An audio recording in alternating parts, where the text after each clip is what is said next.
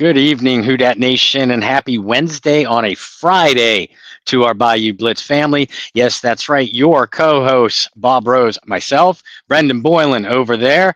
We have flexed our power over space and time and moved your Wednesday show to Friday. However, just like our New Orleans Saints, who are in training camp right now and about to embark upon their preseason, expect some lumps in the road. This is why we are late coming on because of technical difficulties. Brendan, like the good team member he is, blaming himself. Me, like the good team member I am, blaming myself. But nevertheless, here we both are. I hope you all are doing great tonight, and thank you if you're joining us, especially if you're joining us live and bearing with our scheduling conflicts this week. But on that note, Mr. Boylan, how are you, my friend? Oh, I'm doing all right. I think we figured out this technical thing for now, so we'll live with it. Jerry says I was looking for you guys Wednesday night. Yeah, just some scheduling conflict. We're here now, so thank you for being here as well. I'm doing okay. It's really gloomy here in Charlotte. It has been all week. A lot of overcast. I think it's been the case for most of the East Coast. So I'm ready to get back to like regularly scheduled program when it comes to the weather. I know you were at the Mm, beach recently, so you know exactly what I'm talking about. But we went from hmm days that were in the hundreds to like tomorrow's high is like 82.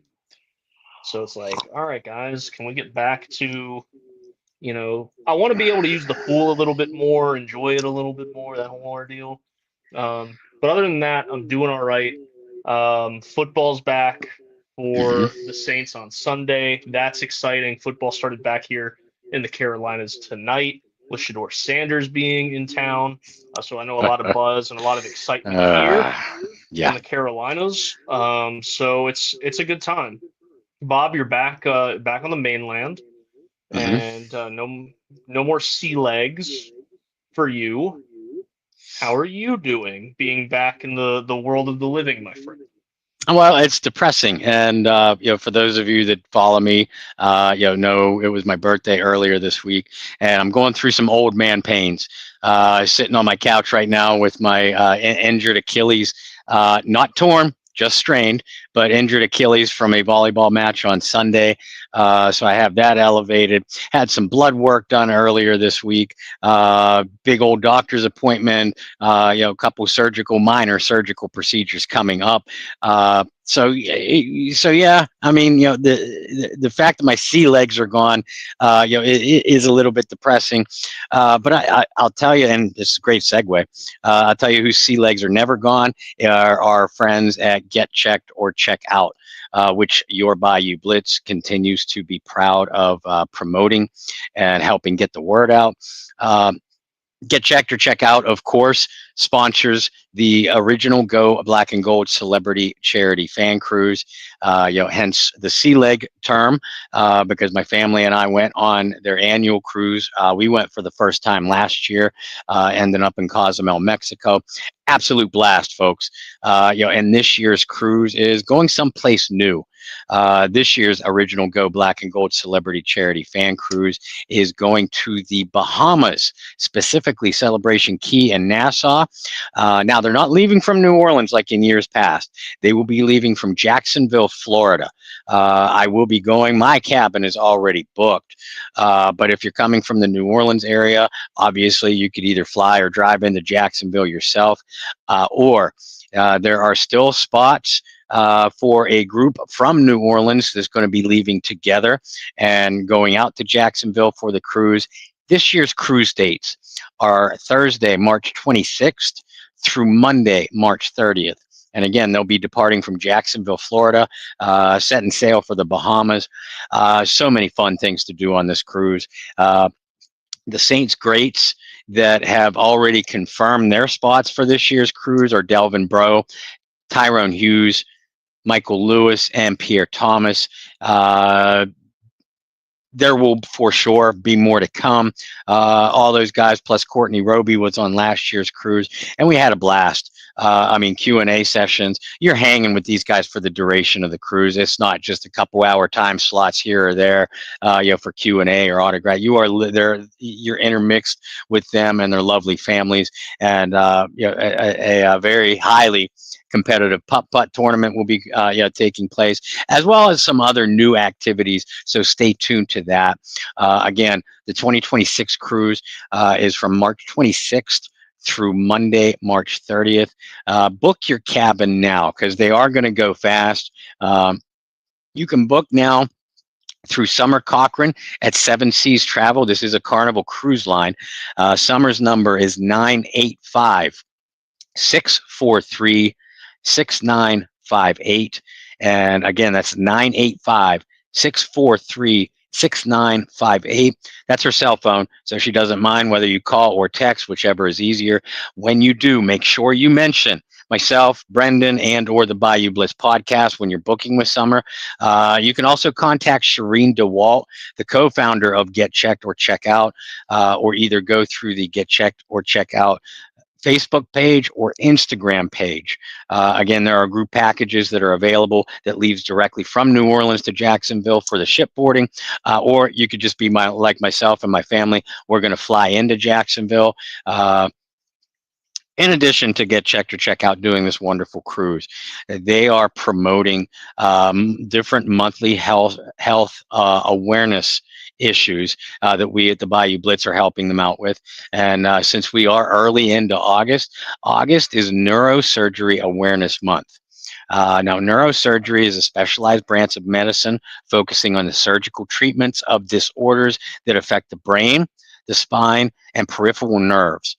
This can cause or be caused by degenerative spine conditions, brain tumors, severe head trauma, spinal cord injuries, intracranial hemorrhaging, or other factors. But Get Checked or Check Out helps steer patients and their families in the right direction for research, technology, proper care, and so much more. Not only on this issue, but so many others that we have talked about, and then some.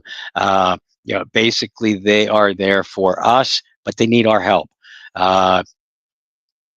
Again, you can go to the Get Checked or Check Out website, not only for information about the original Go Black and Gold celebrity charity fan cruise. Again, book ASAP, at least for a down payment. It's a small down payment to hold your cabin, and the remainder of the cabin does not have to be paid for until after Christmas, July of 2026.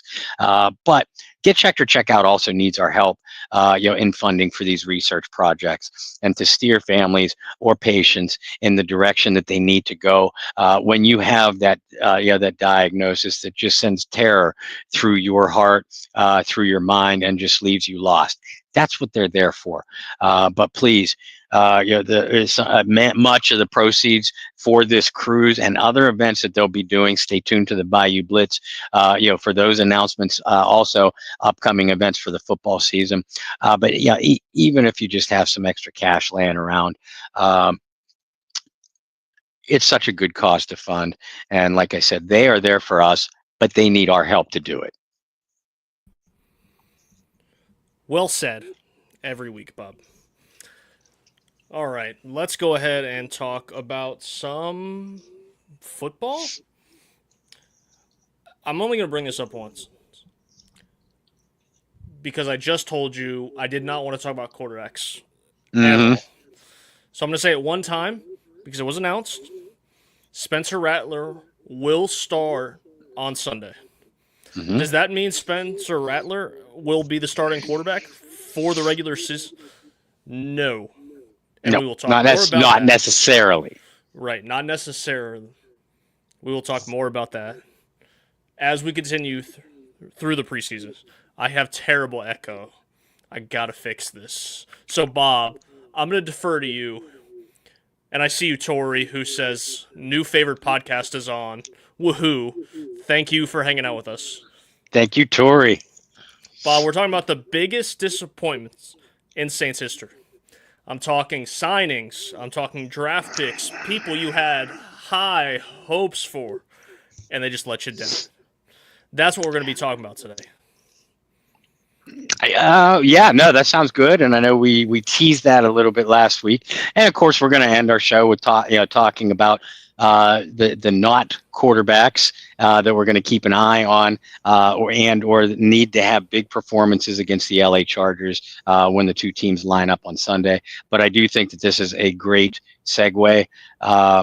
Yeah, we focus on draft choices a lot, both hits and misses with the New Orleans Saints.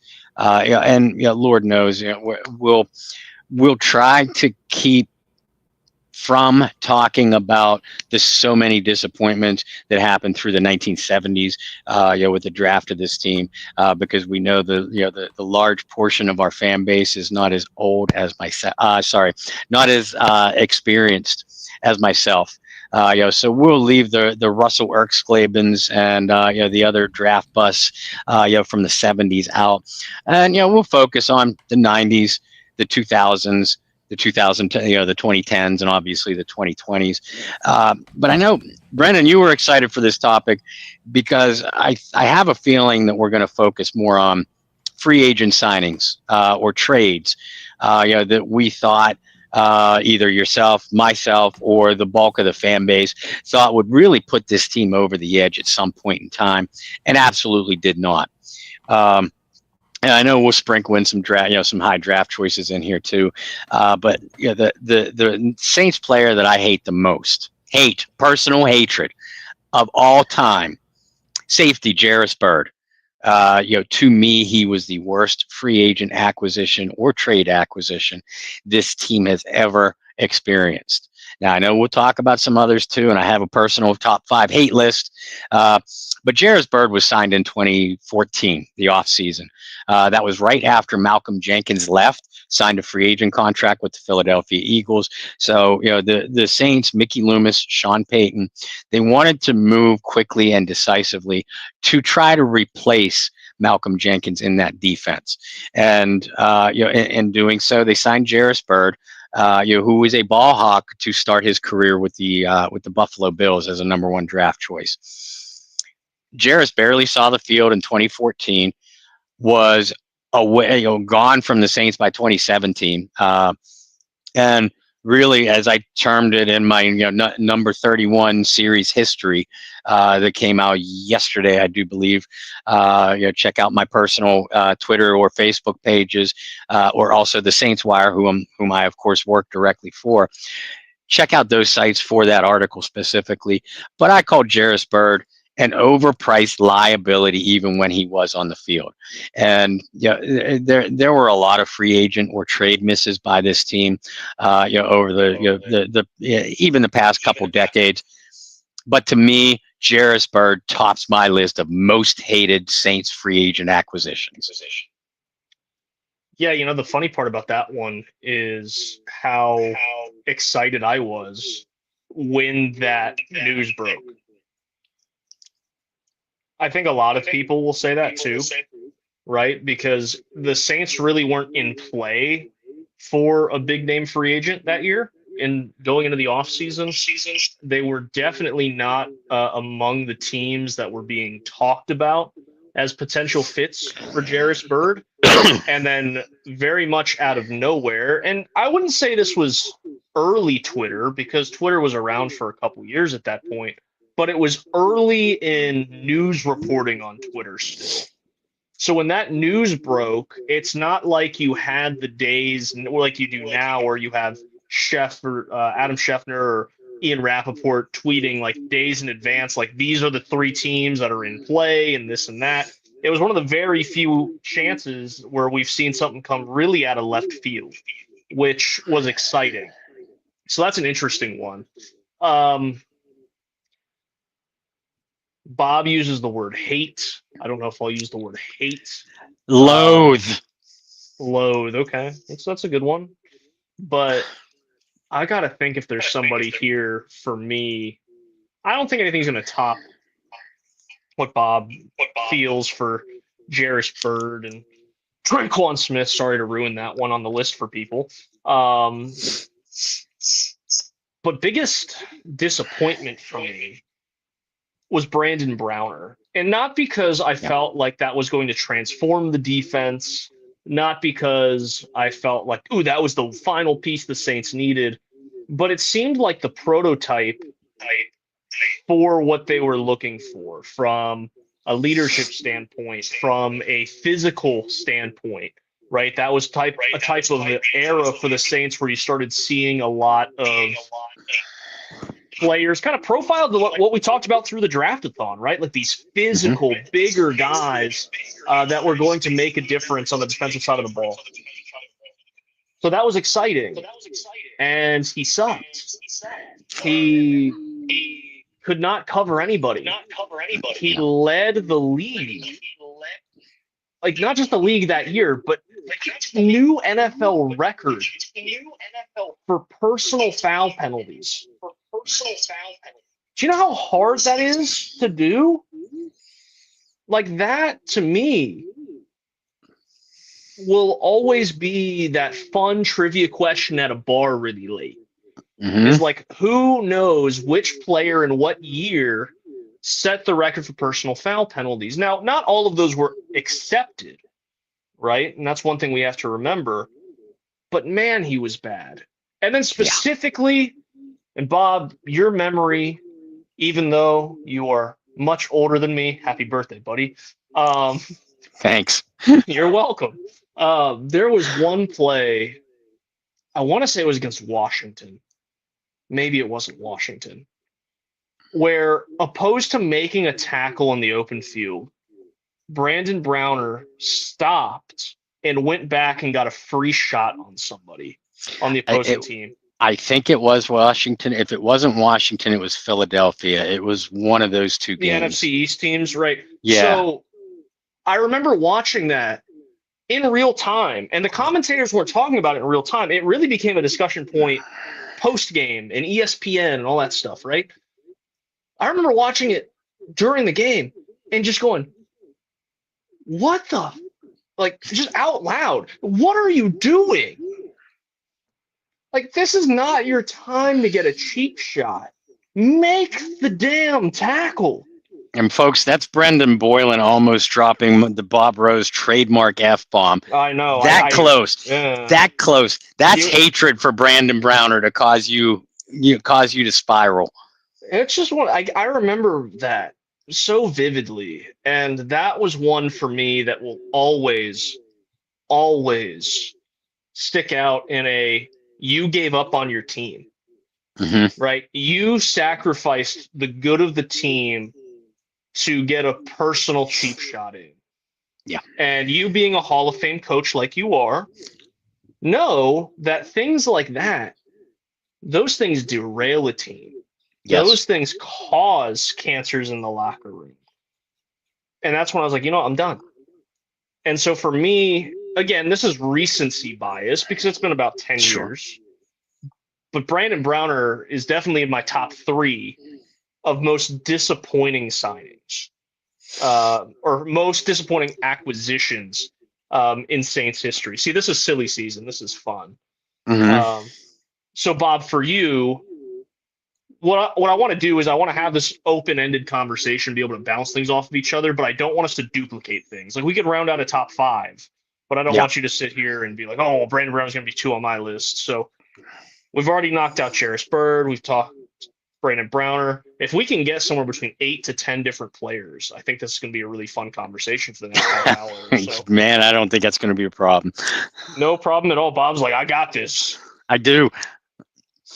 I mean, next for me, as far as disappointments go, I'm close between Kobe Fleener and Donnell Ellerbe. And I know you have a couple words on Kobe Fleener, so I'll stick with Donnell Ellerbe. Donnell Ellerbe came over in a trade from the Miami Dolphins. And early in Donnell's career, he had some problems with injuries, problems staying on the field. But when he was on the field, he was a really good player. And I was excited to get Donnell Ellerbe. This is going to instantly boost this defense. The speed that he brings, the disruptive tendencies. He played the run pretty well, blitzed pretty well, was athletic enough to stay in coverage. And Donnell flashed all those abilities with the Saints the couple of years that he was here. But you can also count on one hand the number of games that I'll put it this way: in the few 2-3 years that Donnell Ellerby was a Saint, I said one hand. That's an exaggeration, but I'm pretty sure you don't have to take off your shoes to be able to count the number of games that Donnell Ellerby was able to suit up for the Saints. So, while he flashed that disruptive potential from time to time, he was on the sidelines more often than not. Mm. As if you're a coach or a player in any sport, you do absolutely no good to your team on the sidelines. And as a result, again, I was thinking, hoping, expecting that Donnell Ellerby would greatly boost that, the Saints defense through the mid 2000 teens. A defense that hit a very bad stretch, historically bad. But unfortunately, Donnell more often than not was in street clothes on the sidelines. So while I don't have the personal hatred, for him that I do the couple other players that we've already mentioned and or we'll be talking about, Donnell Ellerby is right up there with the top disappointments I have had for the New Orleans Saints in the last couple decades. Okay, cool. You already mentioned Coby Fleener, and I do want to get to Coby Fleener because I think how I feel about Coby Fleener is very similar to what you just described, right? It's not like this person, I don't have personal beef with Coby Fleener. It's just very unfortunate it didn't work out. And just like Ellerby, both of those guys were actually really solid in the Madden video games because they both had really good speed for their positions. So even when Coby Fleener left, he still kept Coby Fleener on the franchise mode because he was faster than a lot of tight ends in the game at that point. I'm going to go with another disappointment, and ironically, I was just looking at a rookie card of his because I have cards all over the place. So I'm going to reach over and grab it while I talk about a guy who's a disappointment that has a little bit more anger, right? So give me one moment while I pull out a Garrett Grayson jersey patch rookie card. And the thing with Garrett was, again, I don't have any personal beef with Garrett Grayson, right? I just don't. Because I can't have personal beef with a guy who played 0 snaps for the team. The problem and the disappointment that I have with Garrett Grayson was it was the first time in Saints history, I should say, first time in the Breeze Payton era of Saints history, that it appeared we might have an heir apparent. Might, right? And that was the big thing. Garrett was the highest drafted quarterback in Saints history since Archie Manning. Came from a smaller school, right? He didn't come from like this big Power 5 school. Came from Colorado State. There was things on tape that you liked, but things that you knew needed work. But knowing that he had plenty of time to sit behind Drew Brees, I think a lot of us got this unrealistic expectation that it was going to be like an Aaron Rodgers type of thing, right? Where he's going to sit for 2-3 years before we even open up the conversation, right? And Garrett was bad, at least in practice. He wasn't great in the preseason. The clip that always comes to mind is Sean Payton yelling, I hate it, Garrett. I effing hate it during training camp. And you're like, well, at that point, you really knew, like, okay, like this isn't it. And again, I don't have a whole lot to say about Garrett Grayson because he was never on the field. No. And I think it also speaks that it wasn't just a New Orleans problem. Remember, he bounced around after that and even spent some time in Atlanta with the Falcons and just could not get on a practice squad consistently. So to use I want to say it was the 75th pick. If I'm using my memory cells very well. I believe it was like the 75th pick or somewhere in that range in the 70s. To not even get a snap, an NFL snap. I'm not just talking about the Saints. Yeah. Never got an NFL snap. Really speaks to how disappointing of a career it was for Garrett Grayson. It'll be a name that I never forget, though. right? It is this. Again, it was that false sense of hope that okay, this guy could be, and it just never happened. So for me, he's definitely. I don't know if he's two, but he's definitely up there in disappointments. Just because it didn't work.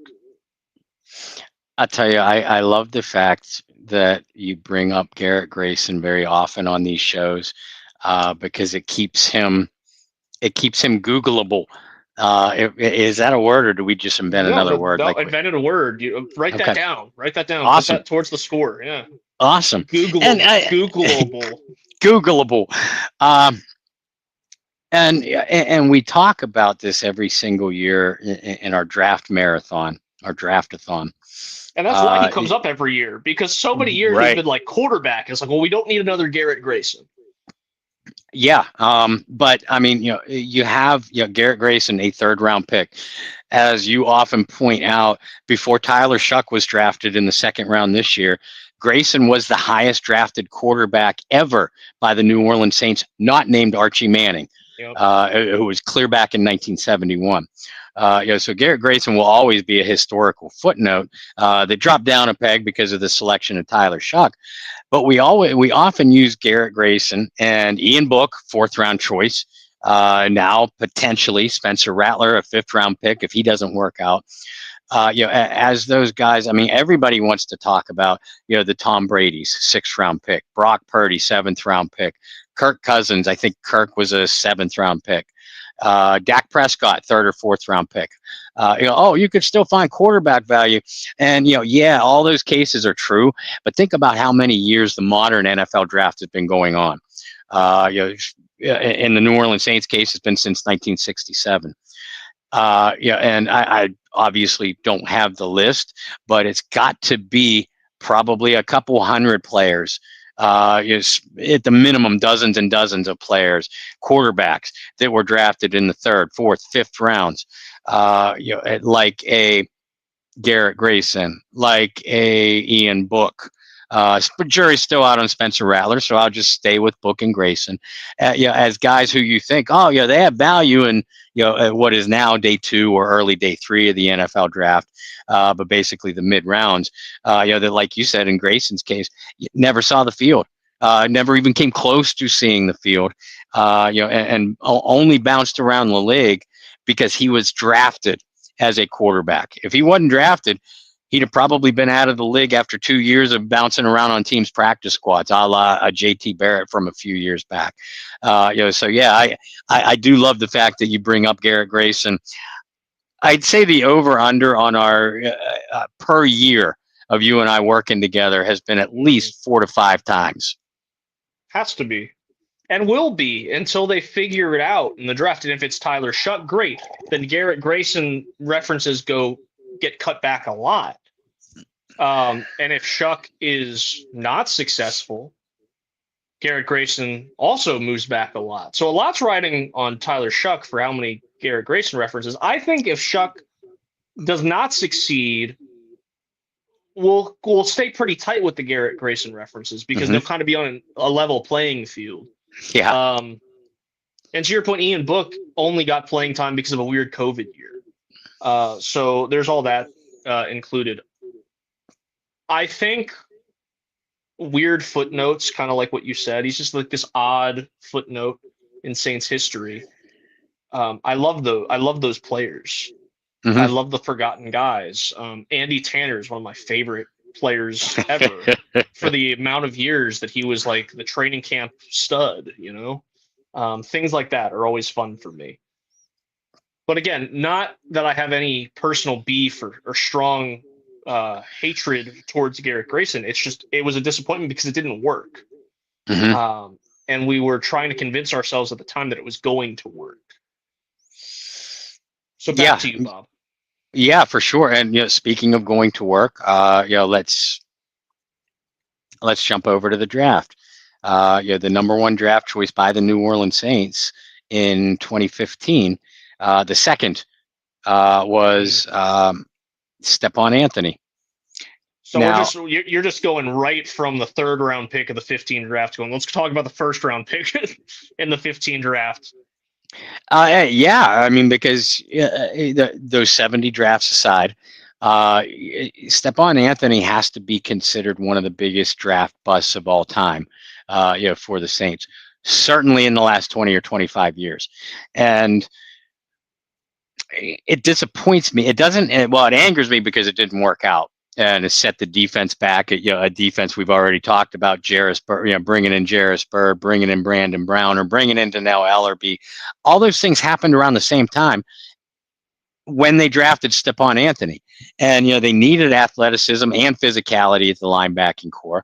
Stephon Anthony had both of those. Terrific athlete. And, a hitter, a physical player. I nicknamed him the Beast Incarnate. Well before Brock Lesnar earned that nickname for you wrestling fans. Because I got to see him play. I watched him at Clemson, got to see him play, at Saints training camp, and I mean, he was just killing people. And run down a ball carrier, and his statistics as a rookie jumped off the charts. I mean, he had almost 150 solo, combined tackles, solo and assists, touchdown return, 2-point conversion return. And one, I don't remember. People could correct me if I'm wrong. I don't remember if he won Defensive Rookie of the Year that year or finished second, but certainly earned a spot on the All Rookie team. And then afterward, he just fell off a cliff. While you, Brendan, mentioned Garrett Grayson a lot, Alan Ulrich, our mutual friend, our tri-host on our yearly draft-a-thon, and host and creator of the Under the Dome podcast on Tuesday evenings. He refers to Anthony a lot, mainly because Stephon Anthony had zero football awareness, zero football IQ. And, while he made plays based purely on his physical attributes as a rookie, that caught up with him quickly. And by 2017, he was no more than a special teams contributor. And again, you combine that with Bird, Browner, Ellerbe, and others. The Saints kept Sean Payton, general manager Mickey Loomis. You can't say they didn't try to make the moves on paper to improve a woeful defense. A couple of big name free agent signings, number one draft choice. The fact that they swung and missed, is the main reason why, one of the main reasons why legendary quarterback Drew Brees doesn't have more than one Super Bowl ring, because those defenses from in 2012 and then 2014 through 16 were just absolutely abysmal because they kept swinging and missing. If it wasn't missing on their free agent acquisitions or trades, they were missing on high draft choices, and that set this team back. While the offense remained championship caliber through those years, the defense was not, like I said, that defense wasn't just bad; it was historically bad. Absolutely. Mark just joined. He asked if Shuck is starting on Sunday. No, No. it will be Spencer Rattler, and we will be happy to talk about that after Sunday's game. Not picking on you, Mark, but we did say at the beginning of the show we didn't want to talk about quarterbacks today. We wanted to get through one preseason game before we started having that discussion, so we're going to stick true to it. Yeah, I mean, we can harp on those defenses a lot. And you know what's really unfortunate about the 15-16 squads? Like, yes, 15 worst defense in NFL history in terms of yards surrendered. But you really look back at like some of those years, and there's two guys. Well, one guy definitely doesn't get the recognition he deserves. I think the other does just because of his story. But both Keenan Lewis and Delvin Breaux were huge parts of those defenses.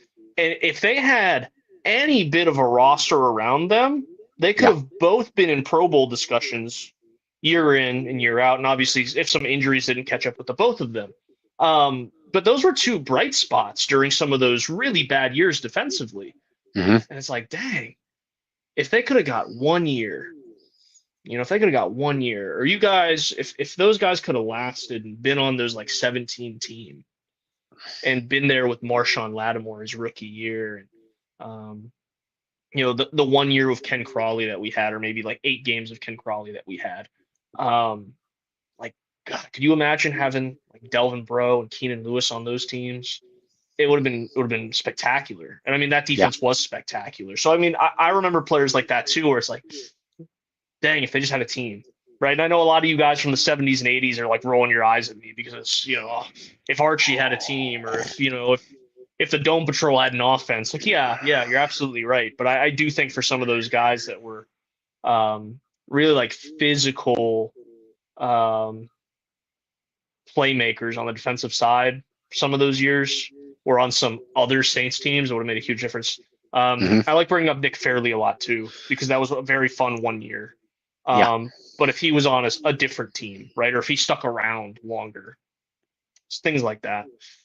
All right, more disappointments. I don't have a whole lot of like. Actually, you know what? I do. I do have a little bit more room in my heart for some loathing. Recency bias, and you know what, Bob? I'm gonna put on my Bob Rose hat for a second, and you'll appreciate this. I would really love to write an article about this, but I'm not employed anymore. Um, was that good enough, Bob? Was that A+? I liked it. Yeah, thanks. Oh man. I'm gonna throw Derek Carr in my top 5. And I'm you talk about Stephon Anthony setting the team back. I would love to write an article now and then revisit it a couple years from now on how far Derek Carr set this team back. Mhm. And again, some of that is not Derek Carr's fault. As much as some of you do not want to hear that and some of you do not want to accept that. The injuries are not Derek Carr's fault, right? The fact that they were playing, Rattler and Hayner, even though I loved the Spencer Rattler experience, and you guys know that, you loyal listeners, even though it didn't result in wins, I loved having a guy who was a little bit more athletic than a flagpole. But Derek Carr really set this team back. One, financially, and yes, was it like a nice gesture to give the money back when he retired? Sure. Great. Thank you, Derek. Sarcastic thank you. But that was one of the biggest disappointments because, again, you talk about the Saints taking swings and missing, right? They are taking Babe Ruth, Barry Bonds, strong swings at this and just whiffing. And Derek Carr is a prime example. They go out, the best quarterback on the market, and they go get him. Did I love it at the time? I didn't love it, but I didn't hate it. It was just kind of like, yeah, that makes sense. That's a good signing. I was a Jameis Winston guy all the way. Bob, you were very strong in the Jameis camp as well. I would have loved to see it for an entire year, but it just didn't happen because of injury. But yeah, they take a swing. They miss really bad. That whole first year, I mean, was it against Detroit? Yeah, the Boo Birds against Detroit, right? Like that Yeah. one will always stick with me of how loud that got and how Yeah. quickly Saints fans turned on him.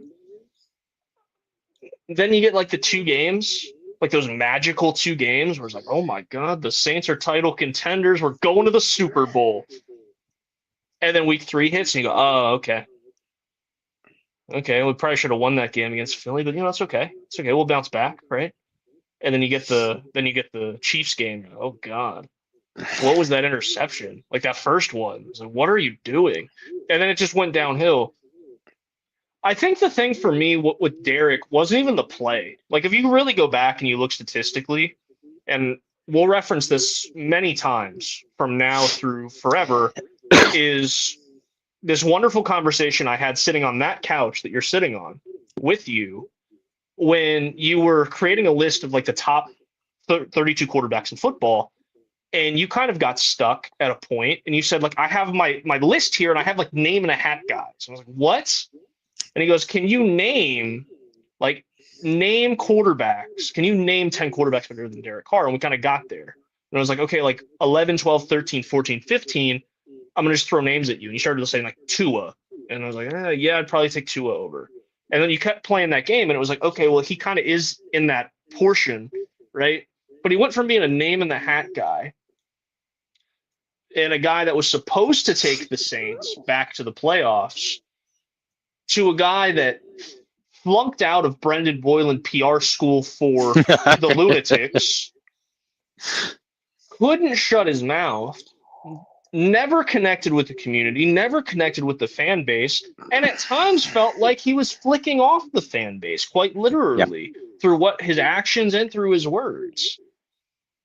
He'll be a huge disappointment. I think it's one of the few times in the history of the Saints where I'm very confident I will never see a Saints fan in a Derek Carr jersey. Right? Like you talk about other quarterbacks, right? And we can go through the list if you really want to. Other quarterbacks in Saints history that actually started games. We're not talking about the Garrett Graysons and the Inbooks. Mm-hmm. But like Archie, I still see Archie jerseys, right? The Cajun Cannon, I still see 3 jerseys. Heck yeah. Absolutely, right? Aaron Brooks, I still see 2 jerseys. I see 9 jerseys. We will forever see 9 jerseys. The Billy Joes, okay, not so much. I've seen some 17 jerseys, some Everett jerseys. I know he was a Rams guy, and he's probably got more Rams jerseys out there than Saints, but I still see 17 jerseys. Mm-hmm. Right? I mean, you just see one if I was sitting across my room right now. So right, I got one in the closet, right? So you still see those guys. So again, outside of like the Billy Joes of the world, and guys that were shoot, I've seen John Fourcade jerseys. Yeah. You know, Jake Delhomme jerseys, right? Like you see some of those still. I'm confident you will never see a 4 jersey. Like very confident that, and if you do, it's because they were like $20 on clearance at whatever sporting goods store that you have, and Grandma got little Bill a Saints jersey for Christmas that was heavily discounted. Grandma hates little Bill. Oh well, yeah. But that's where I am with that. He's definitely in my top 5. I think there is a little bit more of like bad taste than some of the others we've mentioned. Mm-hmm. I don't know if I'd go as far to say like he's in my top 2, but he's up there. And I really do think that over the next 3 years, we're going to be able to see direct effects of the failed Derek Carr experiment. Well, and that would depend on Tyler Shuck and or Spencer Rattler. Sure. If either of them turn out to be the quarterback, then Derek Carr is quickly forgotten in the blink of an eye. But if they're not, and the Saints have to go back to the drawing board in next year's draft, or maybe the year after, or the year after that, basically, if they're floundering, trying to find themselves a franchise quarterback, as many franchises do. Particularly after losing a legend like the Saints did in Drew Brees, then Derek Carr finds himself then in a situation where he could actually become more hated than what he is right now by a large portion of the fan base in 3, 4, 5 years from now. If the Saints are still scrambling and unable to find a quarterback, it's always going to come back to Derek Carr. And while he may or may not be on in your top 2 or 3, Brendan, my guess, my hunch is that he is in a lot of people's top 2 or 3. A, recency and the bias that comes along with that, but B, the quarterback position just being such a high-profile position. And again, you're trying to follow an icon, not only on the field in Drew Brees, but in the community. And Derek Carr was anything but in either. On the field or the community, much like the Brandon Browner personality caused more hatred than what he pulled in as a player. So it compounded itself. I think we see the same thing. We saw the same effect with Derek Carr. Only unlike with Brandon Browner or the other positions that we've talked about, Jairus Byrd, Donnell Ellerbe, a linebacker, it feels easier to find a good linebacker They did in Demario Davis, Pete Werner, AJ Klein. Easier to find a good defensive back, Marshawn Lattimore, Marcus Williams, etc. Delvin Breaux. Um, it feels a hell of a lot easier to find a guy that you could get behind in one of those positions than at quarterback. Where if you don't have a franchise guy, then you're scrambling to find one. There is no middle ground is at that position. And right now, the Saints, unfortunately, are in the category of we are scrambling, searching every rock on the under every rock on the face of the earth, putting other guys' jobs on the line just to find one. And until they do, the hatred for Derek Carr is going to exponentially grow. Yeah, absolutely. Again, I think there was an easy way to not let this play out with Derek Carr, and it was giving Jameis Winston a fair shot. Agreed. But that'll be one of the I don't want to say one of the biggest what ifs, but I think it will be a what if for a lot of people, especially looking back and watching rather Drew Brees' final interactions on the sidelines with Jameis. Mm-hmm. Yeah. And Drew essentially saying, hey, this is your team now. And we never really got to see that play out the way that we hoped and expected it to play out. So one of the bigger what ifs. Bob, do you want your moment to shine with Traquan Smith? No. Is that no? You want to go a different route? I do, because if you followed me or this show for a while, you know my personal loathing of Traquan Smith. Smith. I will always go back and I will throw the numbers at Bob and say, look, compared to other receivers that were third round picks, not a bad career. I'm not even going to dignify that with a response. Come on, Bob. I am not taking the bait. I'm poking the bear. I'm poking the bear. And you are an elite expert at doing so, but I am not taking the bait. Traquan Smith is not worth my time on this show. And while you talk about, you jab and stab at Garrett Grayson 3, 4, 5 times a year, I probably do the same thing to Traquan Smith, and that's why I don't want to even dignify it with a response right now. I'll circle back around and I'll stay on the offensive side. With Coby Fleener. I like Coby as a player. I think Coby's problem was Saints fans were still angry that the team traded Jimmy Graham in the 2015 offseason. And while Coby didn't come until 2016, you had that year of Ben Watson and very good production. When Coby Fleener was signed in 2016, a lot of people, myself included, instantly jumped on the bandwagon. Not necessarily saying he's going to be the next Jimmy Graham, but given what a good athlete Fleener was and the production that he had with the Indianapolis Colts prior to that, I think we all expected some Jimmy Graham type of numbers from Coby Fleener. And only the fact that he didn't give that. He actually had one really good one, really a year and a half of good solid production, where if you line up all the Saints tight ends that have played since Jimmy Graham got traded the first time, Coby Fleener's production will match up with all of them. The really good year with Jared Cook, the really good year with Ben Watson, Juwan Johnson's best years, Jeremy Shockey's best year, pre-Jimmy Graham.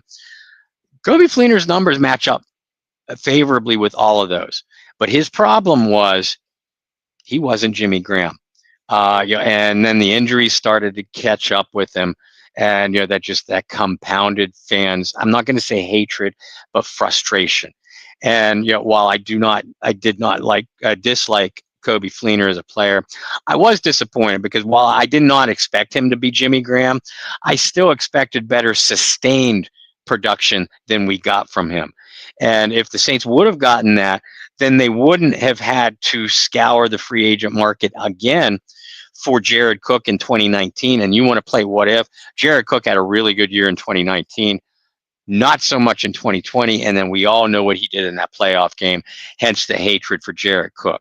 So if Kobe Fleener has sustained production with the Saints, then there is no Jared Cook with the Saints. Yeah, I'm kind of teeter-tottering here because you brought up Jared Cook. Jared Cook, at least for me, I have really mixed feelings on because he did have such a good 2019. He had flashes of what he did in 2019 and 2020. But the fumble in the divisional round will always be up there for Saints fans to. It's low hanging fruit against Jared Cook, right? Sure. I do think he gets a lot of over hatred or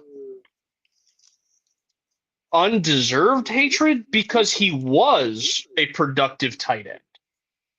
It's just it's magnified by the one moment, and it was a huge moment. And if the Saints go when they score on that drive, they go up multiple scores midway through the third quarter. They probably go to the NFC title game, and we're talking about something completely different. I get it. So disappointment. Not hatred, a guy that I will always really enjoy because of his personality. But it was the Saints' inability to, and we talked about that, and you know the biggest thing about this is we keep going back to two things: their inability to draft well, and their inability to bring in free agent talent that actually worked out. Right. And I mean, that is the whole show with disappointments. But so much of it goes back to you wouldn't have had to try to chase this guy in free agency if you had drafted well. Right. That's what I think to me is what it boils down to. If you had drafted well or retained your talent, you wouldn't have had all these misses. Again, major what ifs. So disappointment for me will be Jamal Williams. 2-year sample size, recency bias, sure. But this is what it boils down to. And this is how we got to Jamal Williams. And this is where my frustration is. One, the inability to retain Mark Ingram will always baffle me. He wanted to stay here. How do you get outbid? Right? How do you get outbid? That'll always baffle me. And remember, it's not like he went to Baltimore and just was no longer a productive player. Like, he was a Pro Bowler in Baltimore. He was a big reason why Lamar Jackson took some of the leaps that he did, because Lamar had a steady guy in the backfield behind him. Right?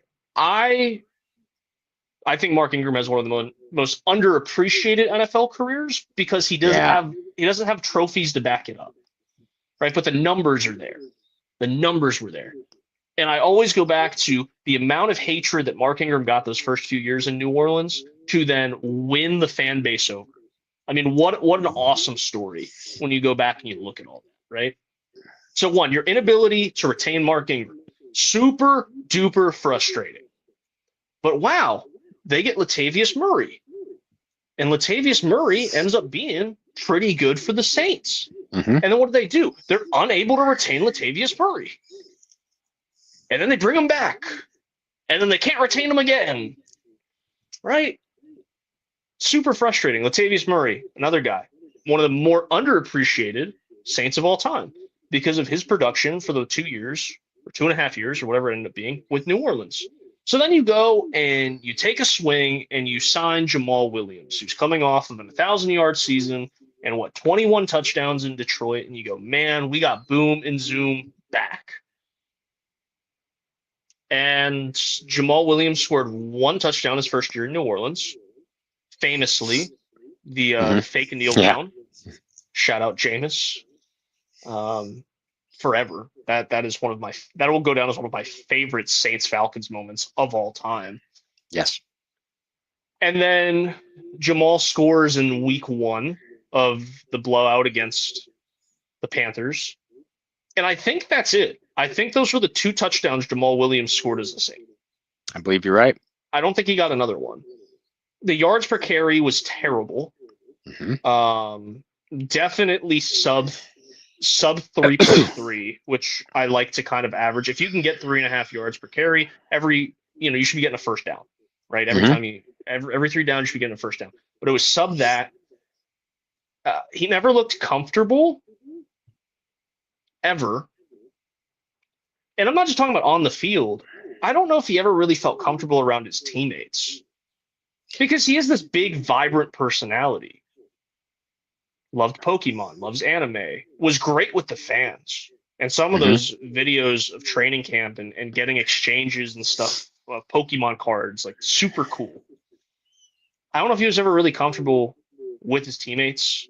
You have a couple guys in that locker room that were also like very big animated guys, Jameis Winston, Cameron Jordan. But that was one for me. You go and you sign a guy who was a Pro Bowler, looked to be a perfect fit next to Alvin Kamara. And I don't know. I don't think it was scheme.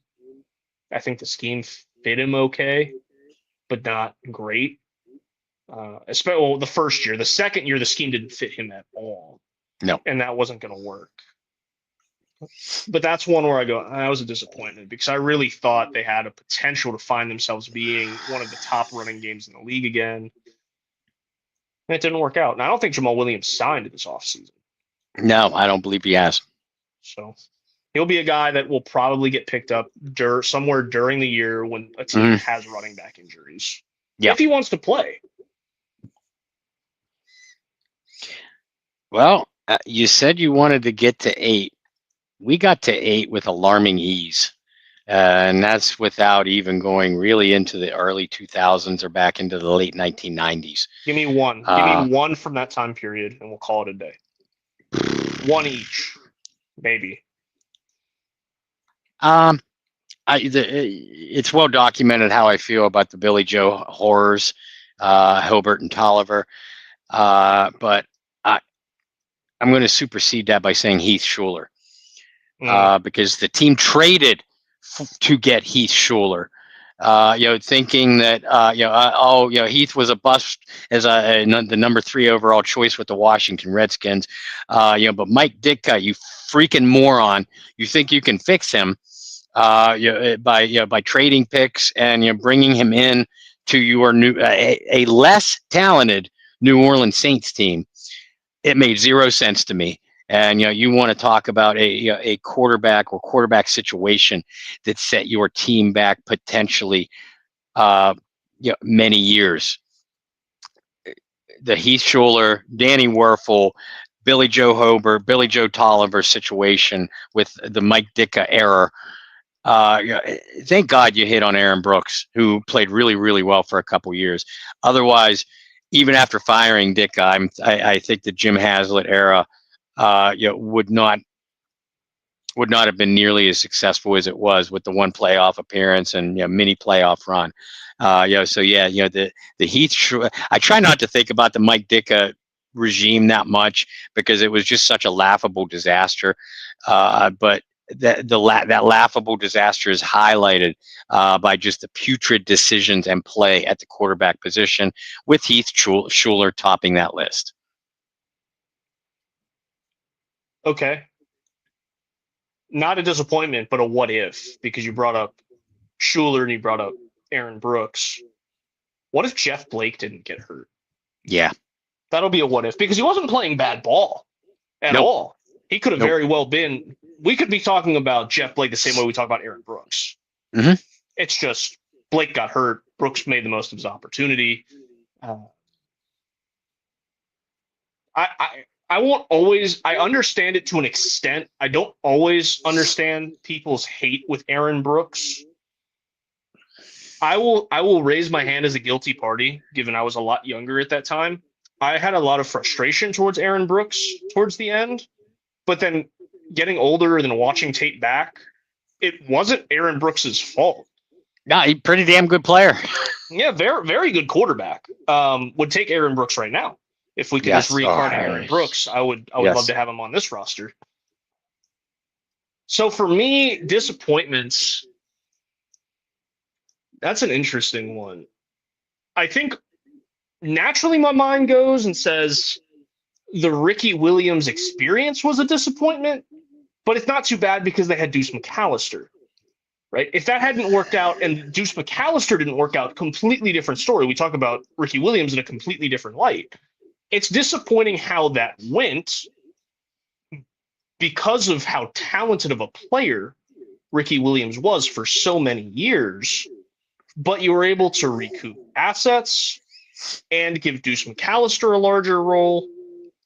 I'm not too mad about that. Fair. I look back, disappointments. I mean, you can go a lot of ways in some of those early 90s. Mm-hmm. But I feel like I'd be stating the obvious. You kind of just said it. Like, let's just avoid the Billy Joe terrors, as you just called it, right? You don't have to go that route. I could go into the 90s, like the mid 90s. Those teams just weren't very talented. Yep. A lot of offensive highlights. Eric Martin, big part of that. I don't want to go Ricky Williams. It just seems like way too safe of a place to go. Well,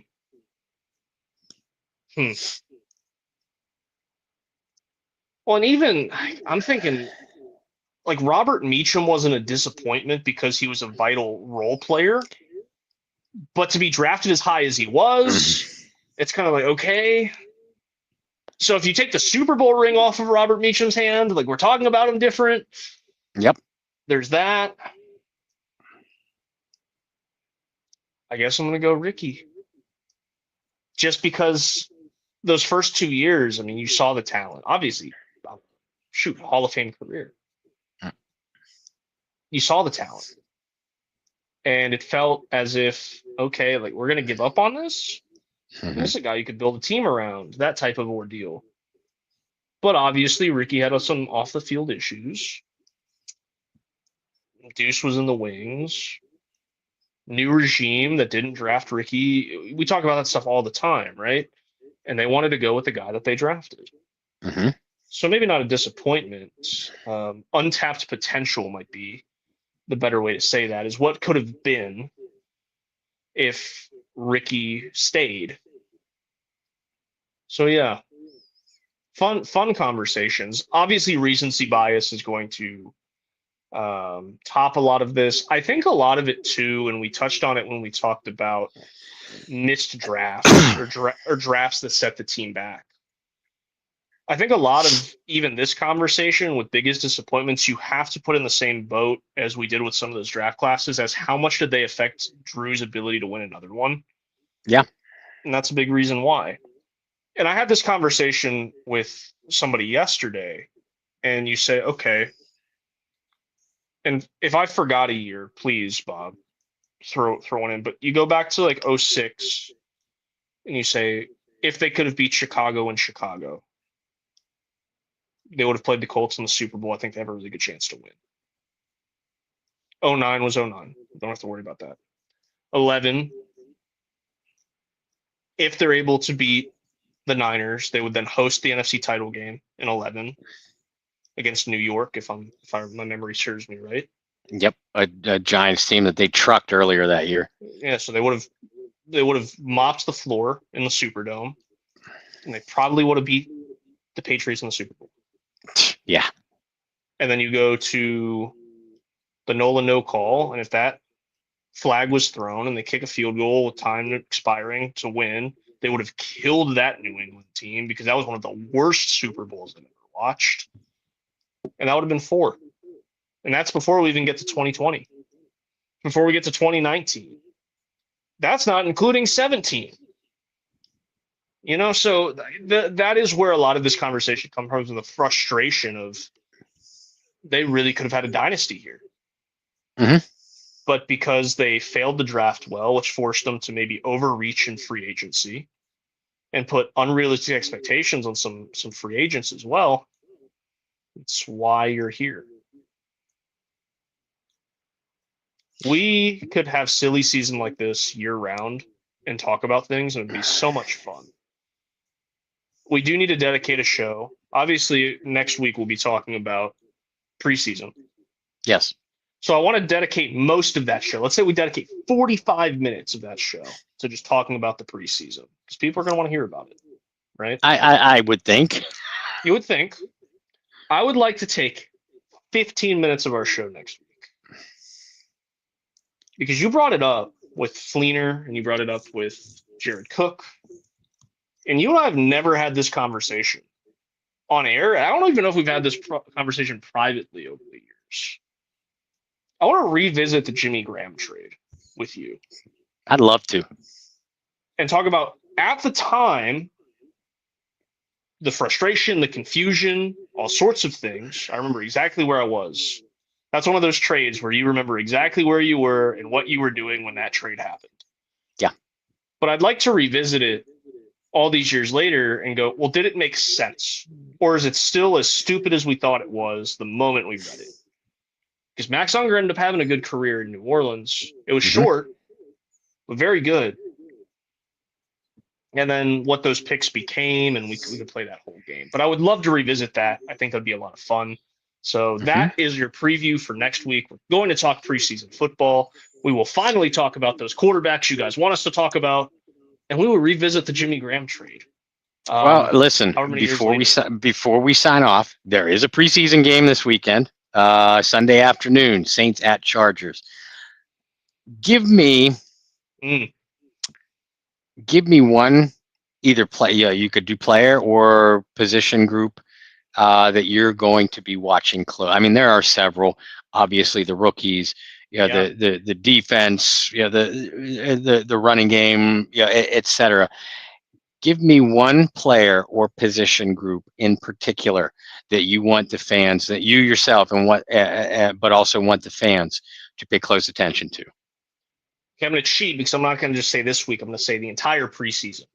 Fair. Okay, I think it's fair, especially with a new coaching staff. I don't know how much time we're going to see with the ones, especially the first week. But new coaching staff, I hope they keep them out a little bit longer.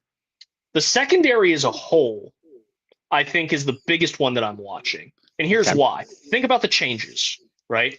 Paulson and Debo, gone.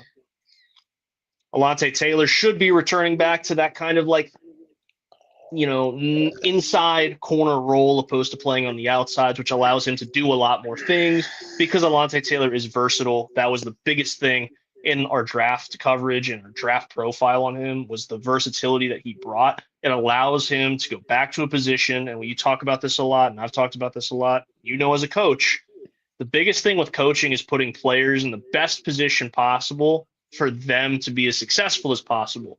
And allowing Alontae Taylor to be a versatile threat is going to be the best spot. But in order for him to be able to move back inside and be as successful as he was, means that Kool-Aid McKinstry has to step up and be the guy we've heard he's been in camp so far. So I'm looking at Kool-Aid McKinstry. I'm looking who's going to be the number 2 corner, right? Is it going to be Isaac Iadom? Is it going to be the draft pick, the 4th round pick out of Louisville for the Saints this past year? I'm specifically looking at safety, right? The Saints knew, it might have been a surprise to us, but the Saints definitely knew Tyrann Mathieu and retirement and all those things were on the table.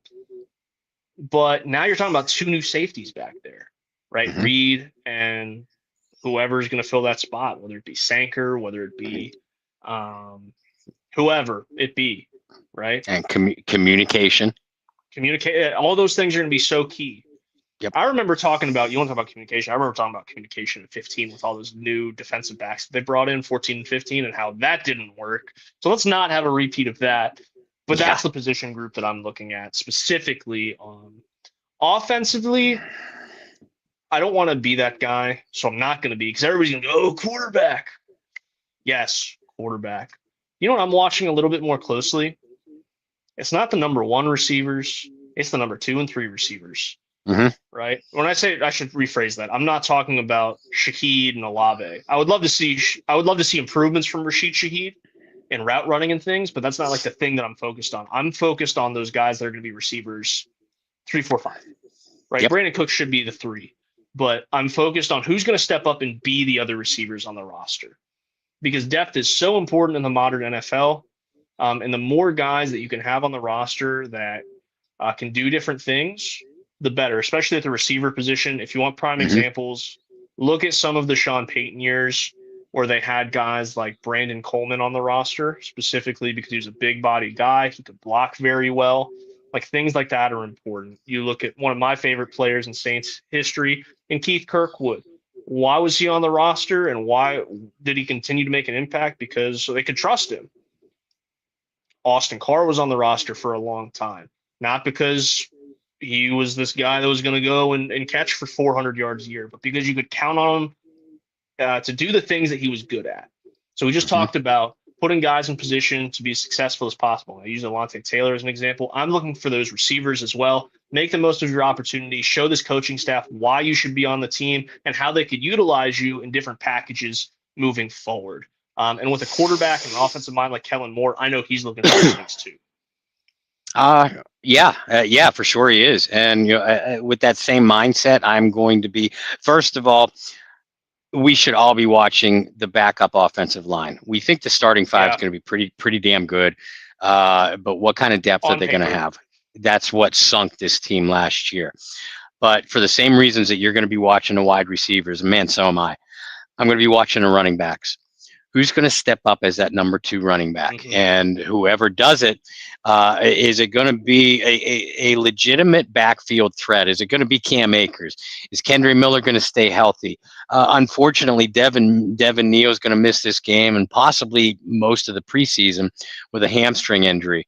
With him out, Velus Jones, the undrafted rookie Marcus Yarns, Kendry Miller, Cam Akers, please, at least, Clyde Edwards-Helaire, at least one of these guys need to step up. And while the blocking in front of them obviously has is something to say, a say so in that, can these backs create? If there is no blocking in front of them, can these backs create plays on their own, or a push for extra yardage? I'm going to be watching that out of the running back position. Defensively, I agree with everything that you said about the secondary, but in general, I'm going to be paying attention to the front 7 and their ability to stop the run, specifically the interior linemen. Brockton, Saunders, Shepard, Godshaw, others, Williams. Uh, you know, the Saints brought in a whole lot of defensive linemen this offseason. There's a reason for that. It's because this team couldn't stop the run last year. I'm glad that they played the Chargers, and I know I expect both teams, they're number ones, they're projected starters, to see little if any action. But with a Jim Harbaugh team, like him or hate him, he wants to play physical football, and you don't get a lot of physicality in training camps for the last several years. So you don't really know what you have with either offensive or defensive line. So those lines are going to be tested by a physical Chargers team that is expected to be a playoff team in the AFC. Can the Saints stop the run? Can they control the line of scrimmage on both sides of the ball? But particularly, I'm going to be watching for that defensively on Sunday. Well, there you have it, guys. Quick note, because we talked about this a couple of weeks ago with drafts and the potential of some of these drafts moving up and down our list. Nick Saldiveri out for the season, Yes. which might influence that draft class a little bit. And also, we have a new positional battle, and that's at punter, as Matthew Hayball got released earlier in the week. Interesting. It's interesting. We were told Thomas Morstead was too old, and Thomas Morstead's still playing, and we've had a new Yeah. punter every year. TM's got a job. Matthew Hayball does not. Exactly. All right, guys. Well, thank you so much for tuning in to a special Friday edition of the Bayou Blitz podcast. We appreciate you guys kind of adjusting your schedules to come and hang out with us. still. Bob and I will be Yes. back our regularly scheduled programming on Wednesday to talk about the New Orleans Saints in their first preseason game.